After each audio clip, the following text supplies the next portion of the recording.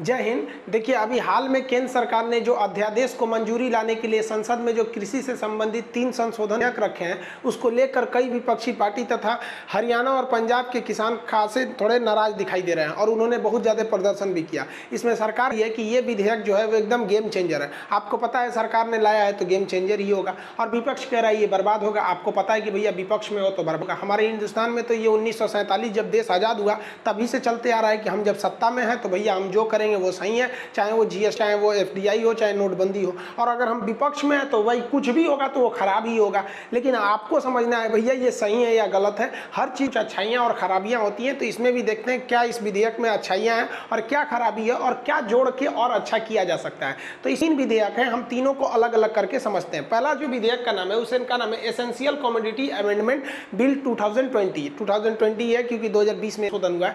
हिंदी में इसे कहें तो आवश्यक वस्तु अधिनियम का जो भंडारण नियमन है। देखिए, कुछ आवश्यक वस्तुएं होती हैं जैसे नमक, तेल, आलू, प्याज, गेहूं, ये सब आवश्यक वस्तु हमारे जीवन के लिए है। अगर कोई किसान इसका भंडारण कर लेता है, कोई बड़ा व्यापारी इसका भंडारण कर लेता है, तो फिर रेट बढ़ जाएगा। जैसे आपके शहर में कई कंपनियों के तेल आते होंगे, सरसों तेल जिसमें आप खाना खाते हैं। अब कई कंपनियों का अगर आप देखेंगे तो उसका एक एजेंसी लिया रहता है जिसको आप डीलर कहते हैं। उसी के पास वो कंपनी ले आके पटक देती है कि लो भैया, अब तुम यहाँ शहर में जितने लोगों को ज़रूरत होगा तुम छोटे व्यापारी को देना, वो छोटे को देगा, वो दुकानदार को देगा, वो वहाँ बिकेगा। अब जरा सोचिए कि अगर ये जो है, जो सबसे उस शहर का सबसे बड़ा डीलर है, जो गोदाम वाला, अगर वो खूब ज़्यादा सरसों के तेल को कई लाख लीटर रखे हुए हैं, उससे आ रहे हैं सर सप्लायर खरीदने के लिए, होलसेलर खरीदने के लिए कि साहब हमको सरसों तेल चाहिए, तो कहेगा कि नहीं है, जाओ यहाँ पे। तो जो सरसों तेल आपको 120 रुपया लीटर मिलना चाहिए, अब वो तो धीरे धीरे रेट बढ़ेगा क्योंकि उसके पास है, लेकिन वो क्या कर रहा है, भंडारण करके रखा हुआ है, स्टोर रखा हुआ है, तो ये रेट बढ़ेगा। अब जैसे वो 120 से 200 रुपया पहुंचेगा, तुरंत वो कह देगा हाँ हाँ आ गया आ गया आ गया। अब वो उसको धीरे धीरे सप्लाई करेगा। अब इससे क्या होगा कि उसको जो बड़ा व्यापारी था उसको तो गोदाम में रख दिया, उससे फायदा हो गया। ये बहुत ज़्यादा होता था। कब होता था? 1955 में। तो सरकार ने इसको एक कानून लाया कि अब आप भंडारण सकते हैं। अगर आप भंडारण करेंगे तो आपके गोदाम में पकड़ा जाएगा तो आपकी लाइसेंस सीज कर दी जाएगी, आप जेल चले जाएंगे, लाखों रुपए जुर्माना लग जाएगा। तो कोई भंडारण नहीं करता था। गवर्नमेंट ने अभी 2020 में संशोधन ला दिया कि नहीं, आप भंडारण कर सकते हैं। आप केवल 2 स्थिति में भंडारण नहीं कर सकते। कब? युद्ध में नहीं कर सकते और आपदा में नहीं कर सकते। अलावे आप भंडारण कर सकते हैं। और पता नहीं क्या जरूरत थी सरकार को ये जून में अध्यादेश लाने की। अध्यादेश तब लाया जाता है जब बहुत इमरजेंसी की जरूरत, राष्ट्रपति से कह के कानून बनवा दिया जाता है। हमको तो नहीं लग रहा था कि जून के कोरोना महामारी में ये भंडारण की अनुमति देने वाला कानून लाना चाहिए था। गवर्नमेंट जो थी कृषि को, मतलब कृषि से अपना पल्ला झाड़ने के लिए पहले से तैयार बैठी थी। उसको मिल गया बहाना कोरोना का कि ना प्रदर्शन होगा ना, जून में शांति से निपटा दिया। और जब उसको फाइनल कानून बनाने के लिए संसद में लाया गया तो उसका विवाद होने लगा। अब आप बताइए, आपने जो ये दे दिया, अब जो बड़े बड़े व्यापारी हैं उनका गोदाम है, आपको ही पता है कोई घर में कितने चीज़ों को स्टोर करके रख सकता है, बहुत कम ही चीज़ को स्टोर करके रख सकता है। उसका अपना गोदाम होता है और गोदाम एरिया में होता है। अब मान लीजिए किसी का दिल्ली में मार्केट है तो गोदाम लखनऊ में थोड़ी रखेगा भैया, दिल्ली में ही रखेगा। अब उसके किया है, सपोज कीजिए कि दिल्ली में वो किसी कंपनी किसी चीज़ का वो ले रखा है एजेंसी वगैरह। सपोज आपके यहाँ MDH मसाले, ये एवरेस्ट मसाला बहुत चलता है, उसने पूरे दिल्ली का उसके पास स्टॉक है, वो फैक्ट्री से उसी के पास आ रही है और उसने स्टोर करके रख लिया। अब वो दे ही नहीं, करा कि भाई है ही नहीं है मेरे पास। पुलिस आएगी, गोदाम दिखाओ, तो कहेगा पगला गए का, मोदी जी 2020 में नियम लाए हैं, पढ़े नहीं है क्या? एसेंशियल कमोडिटीज़ के लिए आप है, अभी युद्ध चल रहा है कहीं नहीं, कोई आपदा आई हुई है, अभी तो खैर कोरोना है, कोरोना बीतने की बात करें, कोई आपदा है तो पुलिस कहेगी नहीं तो निकलिए यहाँ से। अब कह लिए गोदाम चेक कीजिएगा। हम में भंडारण आप तभी चेक कीजिएगा जब युद्ध और आपदा के समय हम भंडारण करेंगे, उससे पहले हम कर सकते हैं। मसाले का रेट बढ़ जाएगा। क्या सोच के लाया गया हमको समझ है। गवर्नमेंट क्या कह रही है इस पर कि भाई हम ये भंडारण क्षमता व्यापारी को भी दे रहे हैं और किसान को भी दे रहे हैं कि किसान जो है अगर वो आलू है और आलू बोते समय उस आलू का रेट 10 रुपया है तो आलू किसान भी रख ले अपने जगह पे, अपने यहाँ घर में आलू रख ले और 2 मत बेचे जब आलू का रेट 25 रुपया हो जाएगा तब। ये बताइए, किसान के यहाँ नया फसल बोएगा, किसान का हवेली रहता है क्या? उसके घर में बेचारा कितने गरीब किसान जीते हैं सब नहीं समझ में आता है। बेचारा उसको खुद के रहने के लिए अच्छा सुविधाएं नहीं होती है। कहते हैं किसान के बारे में घर तो पकती थी उसकी, लेकिन भी वो किसान बारिश की दुआ मांगता था। अजब हाल है भाई। ये किसान के पास इतना जगह है जो भंडारण करेगा, कितना रख सकता है किसान? एक व्यापारी से ज्यादा तो नहीं रख सकता है। ये तो सीधा सीधा इन व्यापारियों को एक कालाबाजारी करने की छूट है। और हद तो तब हो गई जब सरकार ने इसे अध्यादेश में, हालांकि आपको पॉलिटी में हम अध्यादेश पढ़ा देंगे, अगर आप बोलेंगे अनुच्छेद 123 में अध्यादेश है, ऑर्डिनेंस ऑफ प्रेसिडेंट है, इसे क्यों लाए, तो पहला ये तो किसी काम का नहीं रहा, ये उसका कोई खास महत्व नहीं रहा। दूसरा विधेयक जो सरकार ने लाई है वो अच्छा है, लेकिन ये वाला आपको अगर अच्छा लगता है बताएंगे कमेंट करके कि अच्छा है पहला वाला। अब हमको उतना अच्छा नहीं है, अब हम हो सकता है कि हम गलत हों, आप किसान हैं, आप ज़्यादा समझते होंगे। दूसरा संशोधन जो ला उसको क्या लाया गया भाई, तो देखिए फार्मर्स, ये थोड़ा धुंधला दिख रहा होगा आपको, empowerment and production agreement on insurance and farm services bill. इसको हिंदी में क्या है कि इसको मेन इसमें क्या रखा गया, कॉन्ट्रैक्ट को रखा गया। अब इस विधेयक को ध्यान से समझिए, इसमें जो मेन चीजें क्या कही गई, ये अच्छा है विधेयक। इसे हिंदी में कहेंगे मूल्य आश्वासन पर बंदोबस्त एवं सुरक्षा। किसानों को एक बहुत बड़ी समस्या रहती है, किस चीज़ की समस्या, अगर वो गेहूं बोने गया है, अब गेहूं में उसको भी देख रहा है कि बोने गए हैं तो 25 रुपये किलो गेहूं बिक रहा है, तो सोचता है कि चलो गेहूं लगा देंगे। 4 महीना बाद जब इसे काटने जाता है ना तो बेचारा 8 रुपये की जगह गेहूं 16 रुपये हो जाता है, तो परेशान हो जाता है किसान, क्या करे। तो इस विधेयक के तहत अब कहा गया है कि बड़ी बड़ी कंपनियां जो है ना, अब वो कॉन्ट्रैक्ट फार्मिंग कर सकती हैं, यानी अपनी कृषि कर सकती है। अब ये क्या है भैया, अनुबंध कृषि तो बहुत ज़रूरी है, आप इसे ध्यान से समझिए। लेज कंपनी चिप्स बनाती है, पार्ले करोड़ों की संख्या में बिस्किट बनाती है, ब्रिटानिया, पार्ले, ये सब। तो पार्ले कंपनी को गेहूं चाहिए, लेस कंपनी को क्या चाहिए, आलू चाहिए, लेकिन इन्हें आलू 2-4 किलो नहीं चाहिए। इस गाड़ी का मालगाड़ी बुक कर लेता है। ऐसा कौन सा गली मोहल्ला होगा जहां चिप्स नहीं बिकता होगा, लेस का या ब्रिटानिया पार्ले जी की बिस्किट नहीं होंगी, उन्हें इतनी कहां से आएगी। इसका मतलब वो छोटे किसान से खरीद नहीं पाते हैं। अब जब वो खरीदने जाते हैं तो उन्हें गेहूं थोड़ा महंगा बिकता है, तो कॉन्ट्रैक्ट फार्मिंग कहा जाएगा। वो बड़ी बड़ी कंपनियां आएंगी और पूरा एक गांव है, जैसे मान लीजिए ये गांव है ना, इस गांव में देखिए ये खेत हीर का है, ये अख्तर का हो गया, ये मिश्रा जी का हो गया, ये यादव जी का हो गया, ये शांति देवी का हो गया, ये किसी का हो गया, मान लीजिए ऐसे हो गया। यहाँ पर अब लोगों का खेत है। अब जो कंपनी है, मान लीजिए कि बिस्किट की कंपनी है पार्ले जी, उसको लगा कि हमको ना 10,000 मीट्रिक हमको गेहूँ चाहिए। अब वो अपने इंजीनियर को लाएगी और कहेगी देखो तो 10,000 मीट्रिक टन कितने एरिया में हो जाएगा, तो उसका इंजीनियर कहेगा ना, आइडिया लगा पूरा कि भैया इतना एरिया में अगर आप गेहूं बोआ लीजिए ना, पूरा गेहूं, तो इतना हमारी ज़रूरत पूरा हो जाएगा। तो कहेगा भैया इतना में तो बहुते आदमी है, तब वो जितना किसान है वो सबसे एग्रीमेंट कर लेगा, क्या कर लेगा, कांटेक्ट कर लेगा कि भैया देखो आप लोग इस एरिया में ना केवल गेहूं बो लो, कुछ नहीं, बस गेहूं बो। तो किसान कहेगा कि हमरा कौन सी मिलतो, तो कहा कि देख भैया तुम डिसाइड कर लो गेहूं बोने से पहले ही, अगर तुम गेहूं बोओगे तो तुम्हें गेहूं का कितना रेट चाहिए। तो किसान कहेगा ये तो बढ़िया बात बोल रहा है, बोने के समय गेहूं रहता है 25 और जब बेचने जाते हैं तो हो जाता है 16। पार्ले जी 25 रुपया किलो अगर आप गेहूं खरीदिएगा तब भी हम यहाँ हम गेहूं बोएंगे ना, तो हमारा मन यहाँ सरसों बो देंगे, किसी का कुछ भी बो सकता है भैया, वहाँ आलू बो देगा, कुछ भी बो देगा, सब्जी बो देगा। तो पहले से उसके लिए कितना का हो गया, 25 रुपया। हम टेंशन फ्री है कि भैया वो कंपनी क्या है 25 रुपये में हमें खरीदेगी। तो इसमें क्या होता है, प्राइस बिफोर फार्मिंग, खेती से पहले ही कंपनी वाले क्या कर लिए, सब प्राइस कर लिए। कंपनी भी टेंशन फ्री है, वो अपना प्रचार पे फोकस की है, उसको टेंशन नहीं है, उसको पता है कि 4 महीने बाद किसान लाएगा। इसमें वो कंपनी झांकने नहीं आएगी आप क्या किए क्या नहीं किए, है कि नहीं। अब जब कटिया का समय आएगा, अप्रैल में जब कटिया होगा गेहूं का, तब सब किसान यहाँ पे रहेगा। आई मान लीजिए सुरेश का था, ये अब्दुल का था, ये मिश्रा जी का था, जिनका खेत है उनके खेत में कितना गेहूं हुआ है, ये सब कुछ खेती जैसे पहले होती है वैसे होगी। लेकिन पहले से इनके कॉन्टेक्ट था पार्ले जी वाले से, तो पार्ले जी वाला अपना ट्रक लगा देगा और वहाँ 25 रुपये किलो से भर दीजिए। अब ससुरा मार्केट में गेहूं रुपया हुआ, कोनो मतलब नहीं, 25 रुपया पहले से कॉन्टेक्ट है।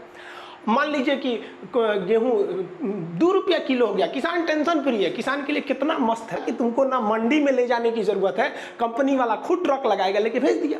ऐसे ही किसी चिप्स वाले को आलू की जरूरत थी, करोड़ों टन आलू की जरूरत, आके कह देगा कि भैया आलू बो दो, आप बोइए, आप बिया लाइए, आप पानी डालिए, सब आप कीजिए, फसल खराब होगा तो आप समझिए, जो बचा हुआ फसल है उस रेट पर खरीदेगा जो उसने पहले किया था। समझ में आ रहा है कि नहीं आ रहा है, बेहतरीन है कि नहीं, ये बहुत अच्छा है। तो जो पहला नियम फालतू था वो हमें नहीं सही लगा, आपको लगा, ये नियम हमको अच्छा लगा, लेकिन इसमें कुछ सुधार की जरूरत है, जिसने गवर्नमेंट ने गांव के लेवल से लोगों से बात नहीं किया, इसलिए गड़बड़ हो गया।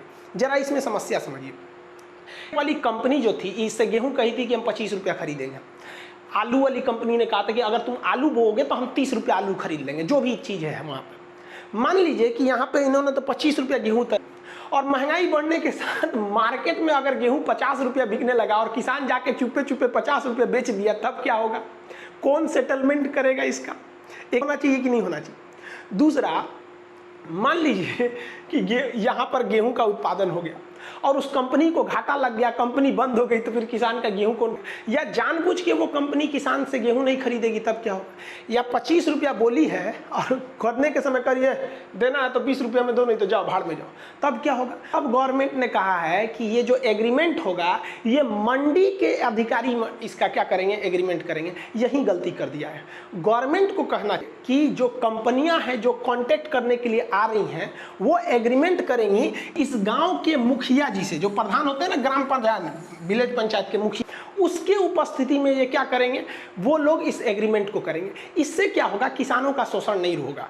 आप कहेंगे कैसे? तो सुनिए, एक गांव जब भी कॉन्ट्रैक्ट लेती है ना तो 2-4 कट्ठा खेत नहीं लेती है, पूरा गांव ले लेती है। 10-20 गांवों को कहेगी भैया इतना में आलू बो दो, हमारी चिप्स की कंपनी है। वो कहेगा भैया इतना में ना आप मूंगफली बो दो, हम पीनट्स बेचते हैं। कोई कह देगा इतना में, मतलब समझ कि 1-2 आदमी से थोड़ी ना कॉन्टैक्ट करने आएगी वो। जब एक आदमी से 2 बीघा में कॉन्टैक्ट करेगी तो डायरेक्ट दुकान पर से नहीं खरीद लेगी कि आपका 6 महीना इंतजार करने जाएगी। वो कॉन्टैक्ट करते हैं तो गाँव का। अब जब गाँव का गाँव कॉन्टैक्ट करेगा तो गाँव में तो बहुत से लोगों का क्या होती है? ज़मीन होती है। कोई एक आदमी से तो ज़मीन नहीं है, इसका मतलब पूरे गांव से कांटेक्ट हुआ है, तो पूरे गांव के लोगों को खेती का बात है। मुखिया जो है उसको हर 5 साल पे वोट मांगने जाना है। अब मान के चलिए कि कंपनी वाला बोला है कि इस गांव की जितनी गेहूं है हम 20 रुपया 25 खरीदेंगे, और अगर वो 20 रुपया खरीद रहा नहीं कर रहा है तो मुखिया लड़ेगा ना जी उससे कि तुम कैसे कर दिया। मुखिया का पावर है। और अगर नहीं लड़ेगा मुखिया तो गांव के लोग याद रखेंगे कि यार ससुरा तू याद कर तो 5 साल बाद वोट नहीं दिलाएंगे। और गाँव की मेंटेलिटी होती है भाई साहब, गाँव में हर आदमी एक दूसरे को बाई फेस पहचानता है। आप गाँव में घुस जाइएगा तो सब देखेगा सर ससुरा बाहर का है, गाँव का नहीं है।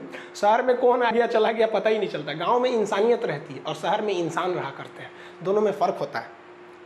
तो मुखिया को दे दे से एक फायदा हो जाएगा कि मुखिया जब भी सुनेगा वो कंपनी का नहीं सुनेगा, कंपनी बाहर में जहाँ की कंपनी हमको नहीं मतलब। मुखिया जब भी सुनेगा वो अपने वोटर्स का सुनेगा।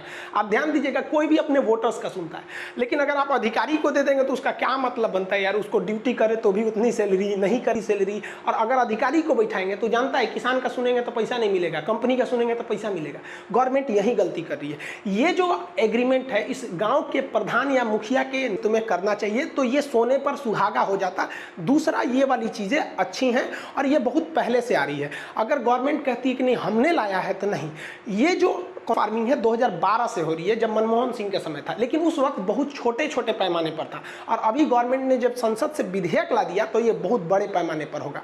अब तीसरा समझते हैं। आई होप आप कॉन्ट्रैक्ट फार्मिंग समझ गए होंगे। इस विधेयक में यही बोला गया है, मूल्य आश्वासन। ये कंपनी क्या दे रही है? आपके प्राइस का आश्वासन दे रही है। और बंदोबस्त और सुरक्षा समझौता, यही गलती है। सुरक्षा समझौता अधिकारी के न होकर मुखिया को किया जाना चाहिए। आप समझ गए? सहमत है तो कमेंट करके बताएंगे। अगले पे चलते हैं हम लोग। तीसरा जो चीज़ है, देखिए भैया जितना विवाद है ना वो वही लेकर है, और तीसरा वाला अजीब टाइप का है भी। देखिए तीसरा में क्या है, इसमें कहा गया है farm produce trade and commerce and facility bill. अब ये क्या है भाई? कृषि उत्पाद व्यापार और वाणिज्य, ये शॉर्टकट में समझिए इस विधेयक का नाम है। इसमें क्या कहा गया है? कहा गया है कि जो किसान अपना अनाज उत्पादित कर रहा है, अब वो ट्रक्स में ट्रैक्टर में लोड करके लाता था और मंडियों में बेचता था। ठीक है, कहाँ बेचता था? मंडी में। अब वो चाहे तो मंडी के और भी कहीं बेच सकता है। हमको तो इसी पे सबसे ज़्यादा हंसी आता है। अरे भैया, खुद गवर्नमेंट की एक संस्था है NSSO, जो बेरोजगारी का भी आती है और इन लोग का भी आंकड़ा देती है। इसको सरकार ने खत्म कर दिया कि ससुराल रहेगा तो बार बार बेरोजगारी का आंकड़ा देगा। ये आंकड़ा दे देगा तो सब कहेगा सर रोजगार दो, इसलिए ना रहेगी बांस न बजे सुरी। अब आंकड़ा ही नहीं मिलेगा बेरोजगारी का। तो ये NSSO ने क्या कहा कि पूरे हिंदुस्तान में जितनी खेती होती है ना, उसका महज 6% ही मंडी में जाकर बिकता है। 6% जाता है मंडी में, बाकी 94% इधर उधर जाता है। कोई किसान अपने चौराहा पे जाके बेच दिया, कोई किसी साहूकार को बेच दिया, किसी बड़े किराना वाले को बेच दिया, ऐसे ही बिकता है। 94%। और आप लोग अगर किसान होंगे तो आप दिल पे हाथ रख के बोलिएगा कि अगर आप 100 लोग देख रहे हैं ना वीडियोस को किसान भाई लोग में से, तो आप में से 6 लोग ही होंगे जो मंडी में जाकर बेचते होंगे। कई लोग को तो पता मंडी होता क्या है, कि बहुत जगह मंडी है ही नहीं। आप अगर पूर्वांचल यूपी का पूर्वी एरिया देखेंगे तो मंडी इधर है ही नहीं है, काम की मंडी नहीं है। बिहार में मंडी है जिसे बाजार समिति कहा जाता है। आगे हम समझाते हैं आपको। तो गवर्नमेंट ने विधेयक लाया है कि अब आप बाहर भी बेच सकते हैं। तो भाई आप कहाँ थे इतना दिन, सोए थे कि पूरे किसान का 94% लोग बाहर ही बेच रहे थे। तो ये विदा के आप कह रहे हैं कि नहीं आप बाहर भी बेच सकते हैं, तो मतलब आपको क्या लग रहा था कि 100% किसान मंडी में बेच रहा था? तो हमको ये नहीं समझ में आया कहना क्या चाह रहे हो भाई गवर्नमेंट। अब उनका क्या कहना है, जो गवर्नमेंट सफाई में क्या दिया है कि बिचौलियों जो बीच में थे उनकी छुट्टी हो जाएगी, जिसे आड़ती कहते हैं। अब इसको समझ जाइए आप पहले। और आप कहीं भी बेच सकते हैं। आप बिहार में किसी चीज़ का उत्पादन करके आप बंगाल में बेच सकते हैं, तो पहले भी बेचते थे। हाँ, थोड़ा सा अब सहूलियत हो जाएगा, ये बात मानते हैं कि गवर्नमेंट अब इसे ऑनलाइन कर देगी।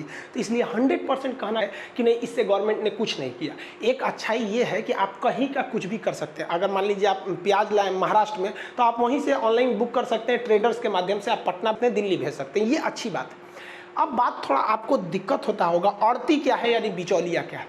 देखिए, जब देश आज़ाद हुआ तो उस समय बहुत ज़्यादा किसान के पास गरीबी थी।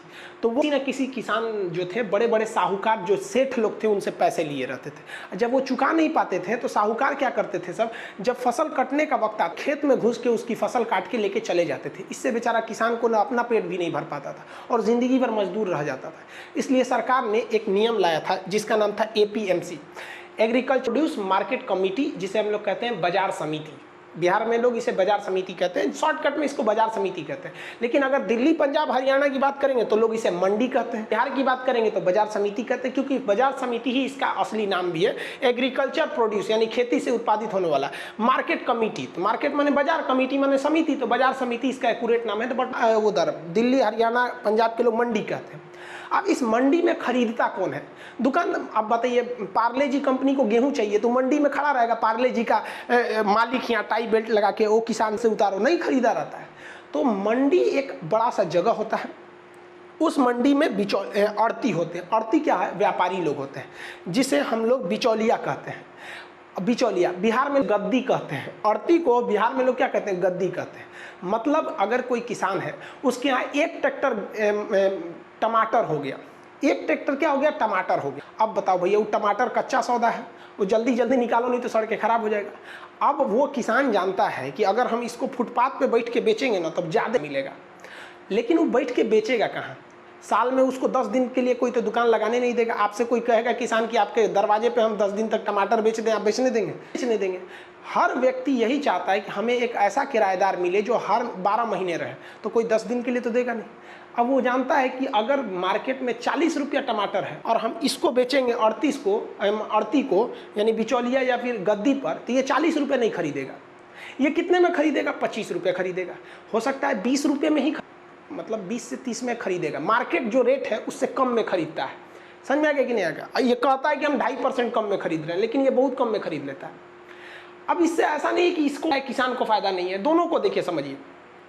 एक किसान एक ट्रैक्टर वो टमाटर लेके कितने दिन में बेचेगा? उसको 1 हफ्ते लग जाएंगे बेचने के लिए। 1 हफ्ते वो बाजार में रुकेगा, उतना देगा क्या? वो उतना किराया देगा, किस दुकान में बैठ के बेचेगा? इसलिए उसको तो एक फटाक से एक आदमी तो मिल जाता है, 1 घंटे में बेच देगा।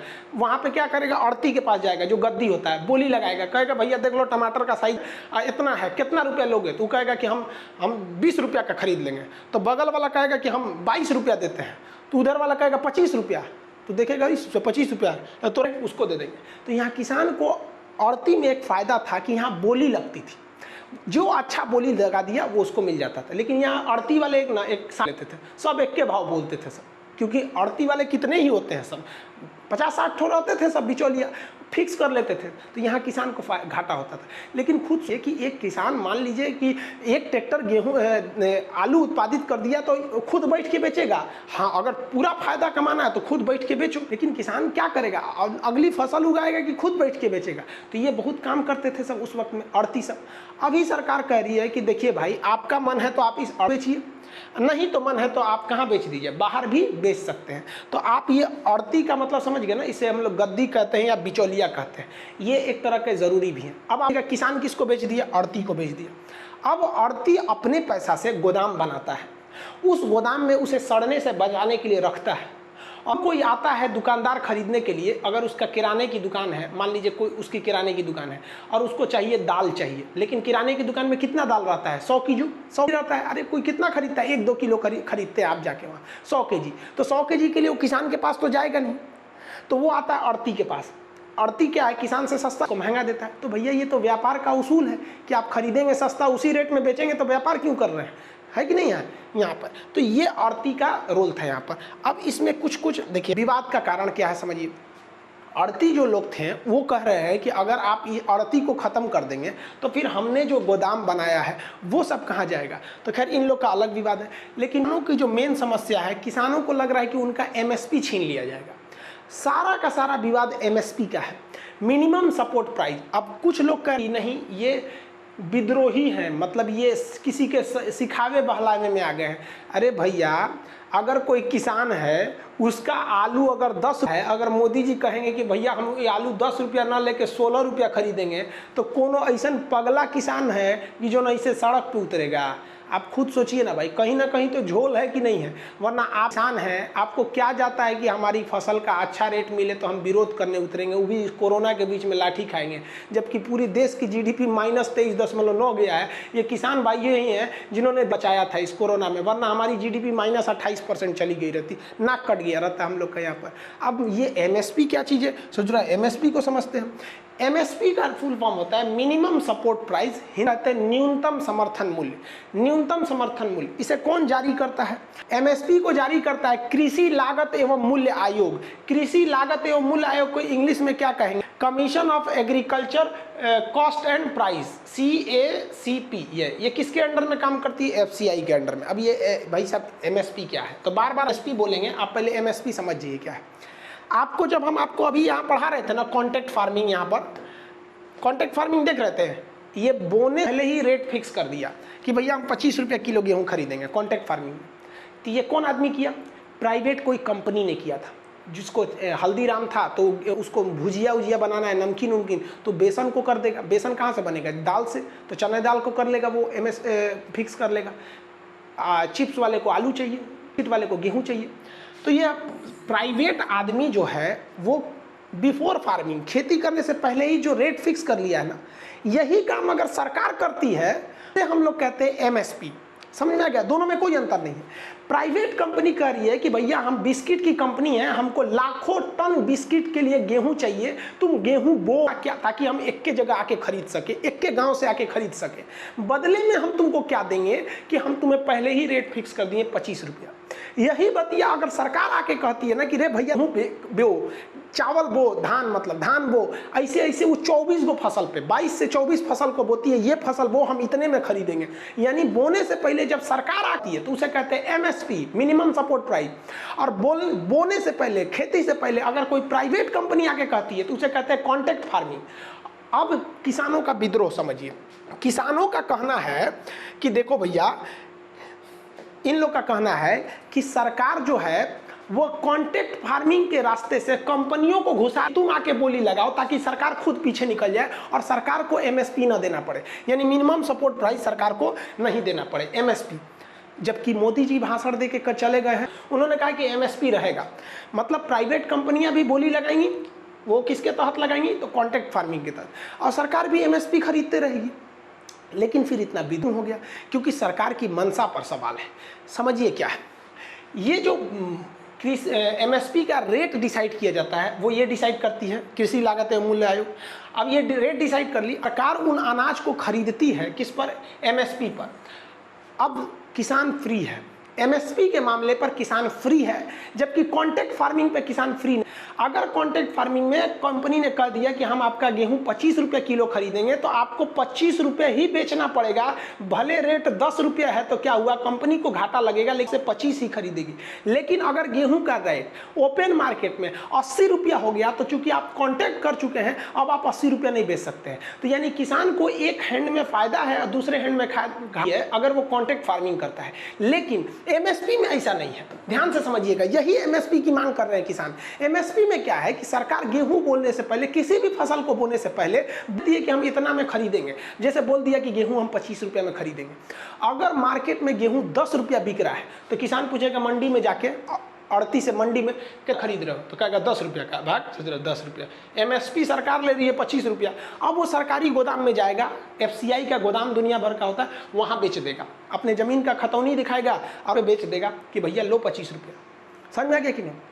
लेकिन अगर गेहूं का रेट हो गया 50 रुपया किलो, तो वो जाएगा अड़ती से पूछने के लिए कि कितना रुपया खरीद, तो अड़ती कहेगा यानी गद्दी वाला, मंडी वाला, कि भैया 50 रुपया का रेट चल रहा है।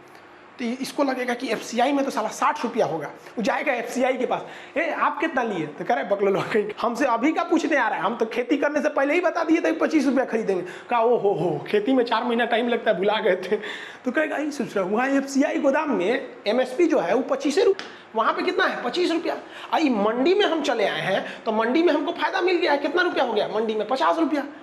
अब इसमें तो कांटेक्ट था ही नहीं किसानों के बीच में, सरकार था। अब सरकार, किसान क्या कहते हैं, सब इस मंडी में नहीं बेचता है, सब सीधे सॉरी एमएसपी पे ना बेच के किस में बेच देता है, सब मंडी पे। तो आप ये तो समझ गए कि आप बताइए फायदा किस में है? फायदा तो एमएसपी में है भैया। यहाँ भी सिक्योरिटी मिल एमएसपी में, और कॉन्ट्रैक्ट फार्मिंग में भी सिक्योरिटी मिल रही है कि बाबा हमारा पहले रेट फिक्स है। लेकिन कॉन्ट्रैक्ट फार्मिंग में अगर मुनाफा ज़्यादा हुआ बाहर में तो आप बाहर नहीं बेच सकते हैं, और एमएसपी में अगर मुनाफा जाए बाहर तो इसको छोड़ दीजिए, कॉन्ट्रैक्ट नहीं है, बाहर भी बेच सकते हैं। किसानों का कहना है कि सरकार ये एमएसपी हटा देगी। अब मोदी जी का कहना है हम एमएसपी नहीं हटाएंगे। देखो भाई साहब, हम किसान को भी कहते हैं आप भी बहक रहे हैं, और मोदी जी को भी कहते हैं आप बहुत होशियार हैं। गवर्नमेंट की चाल क्या है कि ना हम एमएसपी हटेबो नहीं करेंगे और रहले कोनो काम का नहीं रह जाएगा। समझिए कैसे, सरकार कहती है कि हम किसानों से 25 रुपया किलो गेहूं खरीदते हैं, ठीक है, और राशन कार्ड पे वही गेहूं 2 रुपया किलो बेच देते हैं। तो सरकार को तो घाटा हो रहा है कि नहीं हो रहा है यहाँ पर?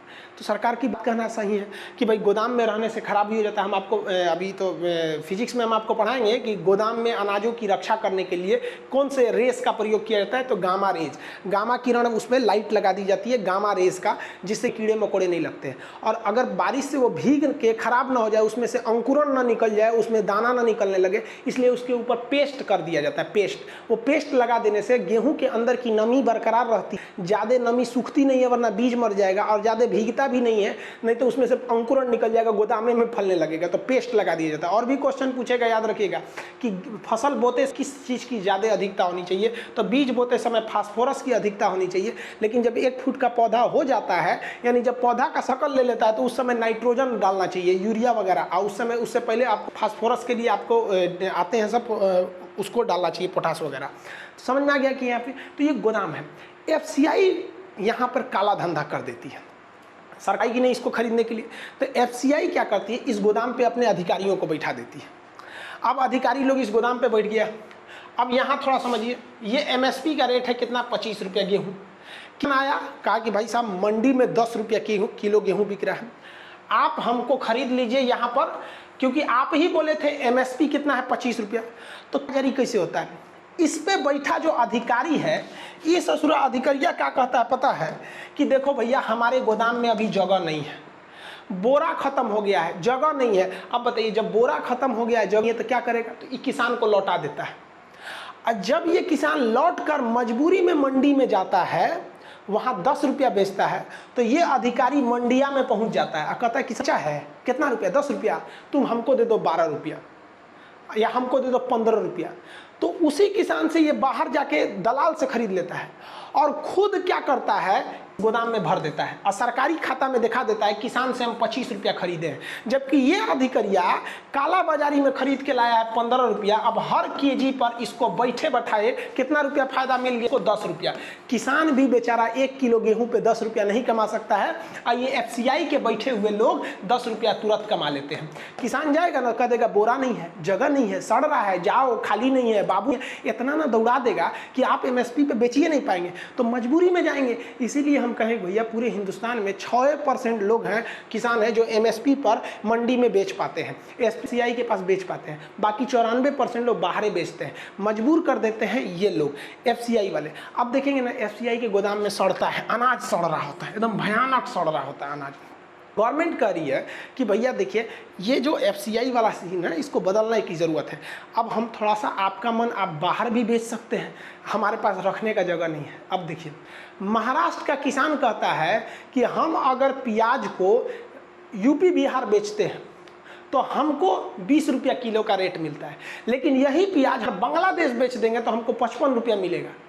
तो आपको केवल वही फायदा दिख रहा है जहां सरकार को फायदा है, किसान जहां प्राइवेट व्यक्ति को फायदा हो रहा है उसको नहीं समझ में आ रहा। आप सोचिए ना, अगर बांग्लादेश प्याज चला जाए, अफ्रीका प्याज चला जाए तो कितना फायदा होगा। तो आप कहेंगे कि खान साहब आप तो सनक गए, तो हम लोग कौन सी प्याज नहीं खाएंगे क्या? हम लोग, निर्मला सीतारमन कही थी प्याज बढ़ गया तो कहती है कि हम नहीं खाते हैं प्याज, तो हम लोग खाएंगे। तो भैया उत्पादन की क्षमता को तो बढ़ा सकते हैं। आप बोल तो सकते हैं बाकी किसानों में कि भैया महाराष्ट्र के किसान इस बार जो है प्याज उसको कहाँ बेच देंगे, बाहर में, इसलिए प्याज की कमी हो जाएगी, वहाँ का किसान प्याज बोएगा। पता चलता है कि उन्हीं किसान प्याज बो दिया, इन्हीं बेच दिया, प्याज हो गया एकदम में सस्ता। अगली बार किसान कहता है दूध से प्याज 5 रुपया बिका था, अगली बार नहीं बोएंगे, तो उन्हीं वाला नहीं बोया, इन्हीं वाला नहीं मिला, प्याज हो गया 2 किलो। कोई सिस्टम ही नहीं है यहाँ पर। तो किसानों का कहना है कि गवर्नमेंट अपनी फायदा सोच रही है। गवर्नमेंट कह रहा है कि हम इसमें क्या ही लिए खरीदे जाए। अब किसान कह रहे, मोदी तो नहीं सुन रहा है सब किसान। मोदी जी का भी कहना सही है कि कांग्रेस ने जितना किसानों से एमएसपी पर, कितने पर, एमएसपी पर अनाज खरीदा था, उससे 30 गुना ज़्यादा बीजेपी ने खरीदा है। ये वास्तविकता है। अब हम नहीं कह रहे हैं भाई ये सरकारी आंकड़ा बोलता है, हम नहीं बोल रहे हैं, हकीकत भी है, खरीदा है। तो मोदी जी अपना सीना थपथपा रहे हैं कि हाँ भाई खरीदी बात। लेकिन मोदी जी की मजबूरी बना के गए थे मनमोहन सिंह। मनमोहन सिंह की 2013 में उन्हें लग गया था कि हम जीतने वाले नहीं हैं, तो उन्होंने एक चुनावी दाव खेला था, उसको नेशनल सिक्योरिटी बिल, खाद्य सुरक्षा विधेयक होगा आपको, और उन्होंने कहा था कि अब हर राशन कार्ड पर 2 रुपया किलो गेहूं जो बीपीएल वाले हैं और 3 रुपया किलो चावल बिकेगा। 2014 में विधेयक को पारित करके मनमोहन सिंह चल गए। अब मोदी जी आए तो कपार पे पड़ गया मोदी जी को, कहा कि दूध तुरी का, वो तो चल गए यहाँ, अब मोदी जी को देना पड़ रहा है। अब विधेयक तो संसद का है, संसद से पारित विधेयक कोई भी सरकार रहेगी उनको मानना पड़े, इसलिए मोदी जी जो है वो खरीद रहे हैं, ये वास्तविकता है। लेकिन इसी गवर्नमेंट ने कि जो शांता कमेटी थी, शांता कमेटी ने कहा कि एमएसपी पर जो हम लोग खरीद रहे हैं वो हमारी इकोनॉमी बोझ पड़ रहा है, इसकी जिम्मेदारी हटा देनी चाहिए, प्राइवेटलाइजेशन को इसमें करनी चाहिए। किसान यही कह रहा है कि मोदी जी, एक और आप कहते हैं नहीं हटने देंगे, ये कोई कमेटी कहता है, और मोदी जी जिस पार्टी सदस्य हैं ना बीजेपी, उस पार्टी के अध्यक्ष रहे थे ये भाई साहब नितिन गडकरी जी 2012 से 14 के बीच में वहाँ पे। फिर बाद में इनमें एक तो फैक्ट्री घोटाला का आरोप लग गया तो इनको हटाकर राजनाथ सिंह को अध्यक्ष बनाया, और राजनाथ सिंह की अध्यक्षता में मोदी जी प्रधानमंत्री बने थे। फिर जाके अमित शाह अध्यक्ष बने और अभी जेपी नड्डा है, समझ में आ गया। आज से 10 साल पहले की बात है ये। तो इन पे आरोप लगा, ये क्या कहे इन्होंने स्पष्ट, नितिन गडकरी साहब, कि MSP is an extra burden of our economy.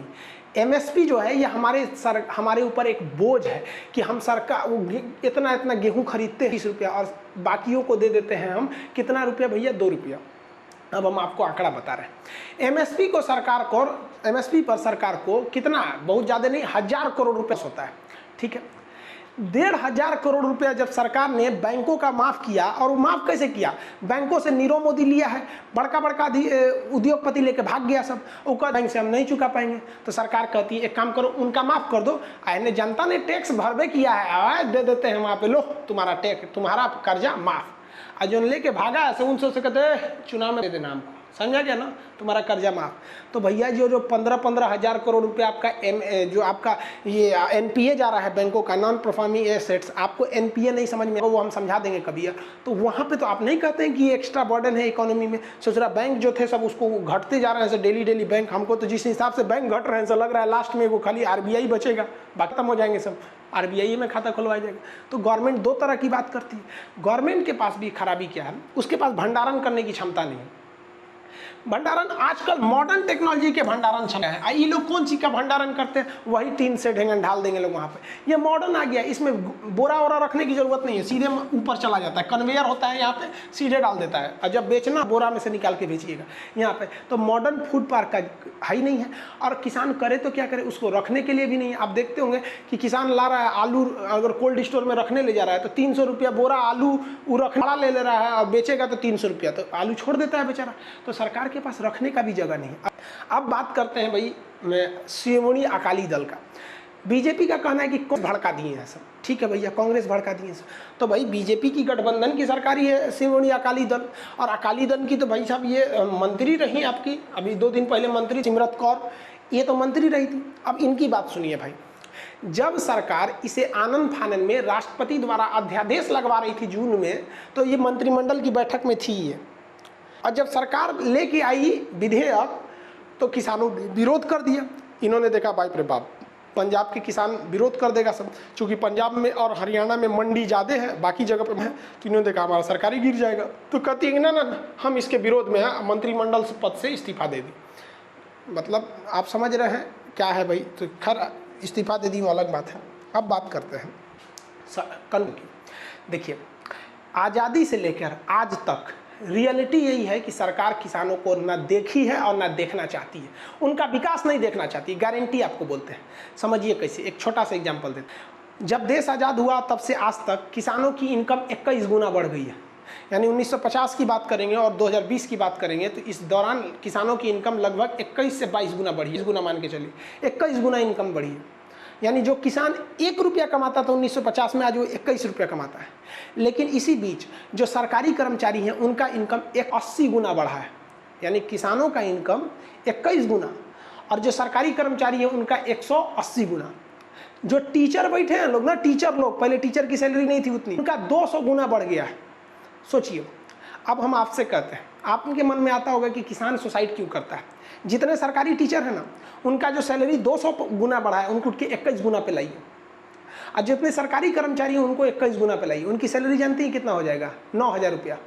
सरकारी मास्टर जो 1 लाख रुपया पढ़ा है उनका 9,000 हो जाएगा। फिर देखिए हर स्कूल में क्लास खोलेंगे ना, एक मास्टर लटकल रहेगा फांसी लगा के।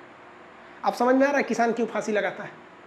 वाकई अगर किसी गवर्नमेंट को अगर किसानों की परवाह रहती है ना, तो वो वैसे ही बनाए जैसे MRP। हम आपको सिंपल बताते हैं, ये मेरा मोबाइल है, हम पुराना मॉडल का मोबाइल रखे हैं, ये बहुत है, 2016 का मोबाइल है, हम इसे 11,000 रुपये में खरीदे थे। इसका MRP लिखा हुआ था 11,000 रुपये, यानी कुछ समथिंग 1,999, 11,000 रुपये। कोई माई का लाल है जो बोल दे कि ये 11,000 का मोबाइल हम खान सर हम आपको 12,000 में देंगे या 15,000 में देंगे? नहीं दे सकते हैं आप। यहाँ मैक्सिमम रिटेल प्राइस MRP होता है, तो सरकार किसानों के लिए एक मिनिमम रिटेल प्राइस क्यों नहीं लाती है कि कोई भी व्यक्ति किसान से उसका आलू 20 रुपये से नीचे नहीं खरीद सकता है, 25 रुपये से प्याज नहीं खरीद सकते हैं, किसान से आप 20 रुपये किलो से नीचे गेहूं नहीं खरीद सकते, खरीद देंगे तो जेल हो जाएगा। आप कौन चीज़ को झुंझुना थमा देते हैं MSP। अरे मोदी जी ने सही कहा है कि भाई MSP खत्म होने नहीं, क्योंकि भाई MSP काम को कौन सी का है? 6% जब किसानों का वो अनाज खरीद रहा है तो किस काम का है? और ये धीरे धीरे चौपट कर देता है। समझिए कैसे, मान के चलिए कि कोई लड़की है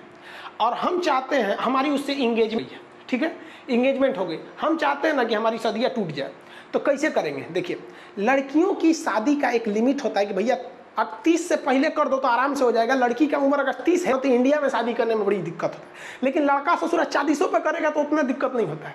तो हम है लड़का, हमारा इंगेजमेंट हुआ है, हम ससुर जी से कहेंगे कि ससुर जी कहेंगे शादिया कर लीजिए ना, हम कहना अभी नहीं करेंगे, 2 साल बाद, 3 साल बाद। उनको बस लड़कियाँ को हम 5 साल झेला देंगे ना, तो घर लड़की के घर वाला समझ जाएगा लड़का भाग रहा है और खुद से शादियाँ तोड़ लेगा। सब जानता है कि अगर मान के चलो दौर झेला के बाद कहेगा कि हम बियाह ना करेंगे तो लड़कियाँ हमारा और कहीं ना बियाह कर पाएगी। यही काम सरकार करेगी MSP में। MSP कहेगी कि हम आपसे गेहूं खरीदेंगे 25, सरकार ने कह दिया हम 25 रुपया खरीदेंगे। MSP मतलब हम ये रेट फिक्स किए हैं, इसका मतलब ये थोड़े होता है कि हम आपसे खरीदिए लेंगे 25 रुपया। आप जाएंगे गोदाम में ना, तो गोदाम वाला सीधा कर देगा जगह। अब किसान क्या कहेगा? घर में रखेगा, गेहूं सड़ जाएगा अगले साल तक, उसको रखने का जगह नहीं होता है गोदाम में। तो मोदी जी ने सही कहा है कि वो MSP को ख़त्म ही नहीं करेंगे। भैया MSP 25 रुपया रहेगा, लेकिन आपको MSP पे खरीदा नहीं जाएगा। और आप अगर इसको मोदी जी को जिम्मेदार मानते हैं तो आप बताइए किसके समय पे ये अच्छा था? हम नेहरू से लेके अभी तक की बात करें, कोई नहीं ध्यान देता है। भाई लॉकडाउन में ना हरियाणा में जो मक्का था, मक्का वो 6 रुपया किलो बिका है, जबकि MSP था उसका 18.5 रुपया। कहाँ मर गई थी सरकार वहाँ पर? हाँ, हम तो बहुत किसानों की सरकार सुनते हैं वहाँ, हम तो समझे नहीं वहाँ पे सुनते हैं वहाँ पे सांसद लोग ट्रैक्टर से जाता है अच्छी बात है भाई, अब ट्रैक्टर से जाते। जब सरकार ने एमएसपी बोला था कि हम मक्का खरीदेंगे 18.5 रुपये किलो, तो 6 रुपये किलो आप मक्का खरीदे। 95 में भी 6 रुपये किलो मक्का था, यानी 1995 का जो रेट था, आप मक्का का रेट दे रहे हैं आप 6 रुपया। राष्ट्रपति का 1995 में जो सैलरी था आपका, वही दे देते हैं यहाँ। आज 5 लाख रुपया ले रहे हैं, उस समय 60,000 थी यहाँ पर, तो बहुत अच्छा हो जाएगा। राष्ट्रपति भाग जाएंगे पहाड़ी पे से। कौन पहाड़ी है सर? रायसीना की पहाड़ी, नहीं रहेंगे वहाँ पर। और किसान को तो थमा दो भाई साहब, जो 90 में खरीदा वही यहाँ पे खरीद लेंगे। यहाँ पर क्या मतलब बनता है?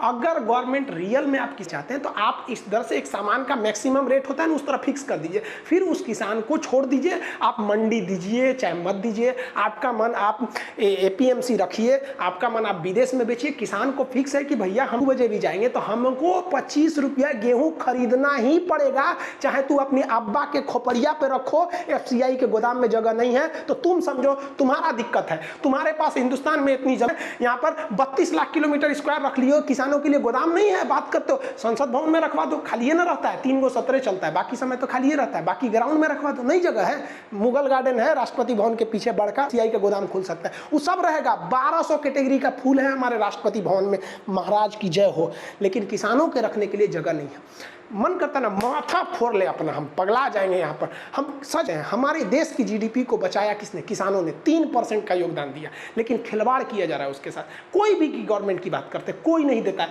आप छोड़िए ना सेंट्रल गवर्नमेंट को, कोई राज्य सरकार है? राज्य में तो अलग अलग सरकार है। केरल में लेफ्ट, इधर ममता बनर्जी है, उनकी अलग है, राजस्थान में अलग है, हरियाणा में अलग है, पंजाब में अलग है, बिहार में अलग है, यूपी में अलग है। कोई कर दो, कोई कर दो भाई, एमएसपी फिक्स कर दो। नहीं करोगे यार। अब आपको क्या समझ में आया? विधेयक समझ में आता है। हमारे हिसाब से ताम झाम करने से कोई अच्छा नहीं है। एक विधेयक लाइए, एमएसपी है, इतना से नीचे आप किसान से नहीं खरीद सकते। खरीदेंगे तो अगले दिन जेल में आपकी सुबह होगी, फिर जेल में उठिएगा, कहाँ भेज दिया। यहाँ पर ये होना चाहिए, यहाँ पर न्यूनतम समर्थन मूल्य फिक्स होना चाहिए।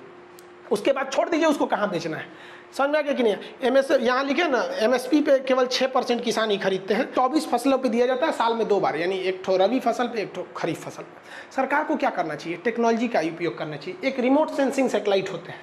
रिमोट सेंसिंग सैटेलाइट ऐसे सैटेलाइट को बोले जाते हैं जो आसमान से ही जमीन पर कौन सा खनिज छुपा है, सोना चांदी सब का पता कर लेते हैं, कहाँ पेट्रोलियम है। सरकार को ऐसे रिमोट सेंसिंग सैटेलाइट देनी चाहिए और इससे अपनी ज़मीन पर मॉनिटरिंग करनी चाहिए कि कहाँ कौन सी फसल अच्छी होनी चाहिए। किसानों के लिए एक एप्लीकेशन बना के देना चाहिए। आप जिस गांव में पैदा हुए हैं ना, जिस शहर में पैदा हुए हैं, आपको उस शहर की सारी गलियां नहीं पता होगी, लेकिन गूगल मैप को एक एक गली पता है। कैसे? क्योंकि दिमाग खपाया है, वो अपने आप को नंबर 1 दिखाना चाहता था। लेकिन गवर्नमेंट ने ऐसा नहीं किया। गवर्नमेंट किसानों को एक सिंपल सा एप्लीकेशन देती, जो अनपढ़ किसान भी रहते उनमें कोई टेंशन नहीं था, वो सैटेलाइट से देख लेते, उन पे केवल मेनली ऑप्शन दे देते कि भैया वो प्राइस पे क्लिक करेगा तो वहाँ प्राइस लिख के भी आएगा, वहाँ बोलेगा भी। कैसे? गूगल पे लिखेगा तो बोलता है, वहाँ पर लिख देगा कि आपके एरिया में गेहूँ का दाम इतना रहेगा, चावल का रहेगा, इसका इतना रहेगा। किसान अनपढ़ भी रहता है, लोग बहुत, वो क्लिक कर लेगा, वहाँ पे प्राइस देख लेगा, फसल देख लेगा। अब सैटेलाइट ऊपर से बता देगा ना कि भैया बारिश इस बार अच्छा होगा या खराब होगा, इस एरिया में इसकी फसल अच्छी होगी, तो वहाँ फसल देख लेगा। यहाँ पर सबसे ज़रूरी चीज़ क्या है? सरकार को एक डाटा रखना चाहिए कि महाराष्ट्र में कौन सी फसल ज़्यादा हो रही है। अब पता चला महाराष्ट्र में भी हुमच के दिए, राजस्थान में भी बो दिए, राजस्थान में तो होता नहीं उतना, बिहार में बो दिए, यूपी में बोल दिए, हुमच के प्याज बो दिए। लो अब प्याज हो जाएगा ससुरा 10 रुपये किलो। तो एक सैटेलाइट से डाटा रहना चाहिए ना, जो डाटा बता दे। देखिए एक साथ खेती नहीं होती है, 10-12 दिन का अंतर होता है, तो वहाँ पर वो बता दिया महाराष्ट्र में ना ज़्यादा इस बार प्याज बोया गया है, तो यूपी वाला भैया प्याज की जगह पे कुछ और बो देगा, वो वहाँ पे गेहूँ बो देगा। तो एक बैलेंस वे में रहना चाहिए। तो एक एप्लीकेशन पर इसका डाटा रहना चाहिए कि कौन सी फसल किस एरिया में है, और सरकार पहले बता दे, इस एरिया में आप बेहतर होगा प्याज बोइए, इस एरिया में आप बेहतर होगा गेहूँ बोइए, जहाँ जैसी ज़मीन है वो बोइए। जैसे मुजफ्फरपुर में लीची बोइएगा हो जाएगा, आप दिल्ली में लीची लगाइएगा अच्छा से नहीं होगा। तो एक बेहतरीन पैटर्न होना चाहिए जिससे कि सरकार को पच्ची नहीं करना रहता, एक चीज़ों का रेट एक फिक्स रहता है। नहीं होता कि हमारा एक दोस्त था, उसके यहाँ शादी था, तो शादी में वो चिकन बनवाने के लिए सोच रहा था, चिकन था 120 रुपये किलो, अब प्याज था 150 रुपये किलो। गजब हो गया, समझ में नहीं आ रहा। तो ये समस्या नहीं आती। और उसके बाद मौसम, किसान को पता ही नहीं होता है किस वर्ष एल नीनो आएगा, किस वर्ष ला नीना आएगा, मानसून अच्छा होगा या खराब होगा। अगर को पता, अब जैसे हम आपको बताते हैं यूपी वगैरह में बारिश बहुत अच्छी होती, लेकिन सरकार बोल देती ना कि बारिश इस बार थोड़ा पहले ही आ जाएगा ना, तो किसान जो था ना, जो धान का बिया लगाया था वो थोड़ा ऊंचे जगह पे लगा दे, जिससे कि उनका बिया नहीं बहता। इस बार क्या हुआ, जो धान बह गया वो तो बह गया, लेकिन जो बच गया बहुत बेहतरीन हुआ है। तो इस बार जो इंद्रदेव मेहरबान थे जिन्होंने अर्थव्यवस्था को बचाया है। तो सरकार को ये सब चीज़ों पर ध्यान देना चाहिए। एक प्लेटफॉर्म टेक्स करना चाहिए और एक सिस्टमेटिक बताना चाहिए कि भैया किस एरिया में कौन सी फसल हो रही है, ताकि एक बैलेंस वे में रहे और हम लोग ऐसा ना हो कि ज़्यादा किसी चीज़ को उत्पादन कर ले और किसी चीज़ का उत्पादन कम कर ले प्राइस वगैरह के लिए। एक बात ही हम कहना चाहेंगे, अगर किसान को बचाना है तो MSP फिक्स कीजिए कि उससे नीचे चाहे तो साहूकार हो, चाहे प्रधानमंत्री हैं, चाहे FCI हैं, चाहे आपके बिचौलियाँ हैं, गद्दी हैं, बाजार समिति, उससे नीचे आप उससे नहीं खरीद सकते। किसान बच गया सब, वरना किसानों का जो पलायन होगा ना बड़े बड़े शहरों में, आप देखिए करोड़ों लोग लॉकडाउन के बीच में गांव में आए हैं। ये एक नया मौका प्रकृति ने हमको दिया है कि आज भी उन किसानों के लिए भला सोचिए, वो हमारे देश की GDP को बचा लेंगे। और नहीं तो कितना काम आया आपका, बड़ी बड़ी बिल्डिंगें और बड़ी बड़ी ये फैक्ट्री वगैरह सब तो धाराशाही हो गई। ये किसानों ने ही बचाया था, इनके साथ अन्याय नहीं करना चाहिए। ये चीज़ आपको राजनीतिक लगेगी, अब हमको नहीं लगता इसमें राजनीति की बात है। आपको अगर लगता है नेहरू से लेकर मोदी के बीच में किसी ने किसानों के लिए कोई बेहतरीन काम किया है तो आप कमेंट करके बताइए, और आप भी दबाव बनाइए कि सरकार MSP को लागू करे सख्ती से। मिलेंगे नेक्स्ट क्लास में, तब तक के लिए जय हिंद।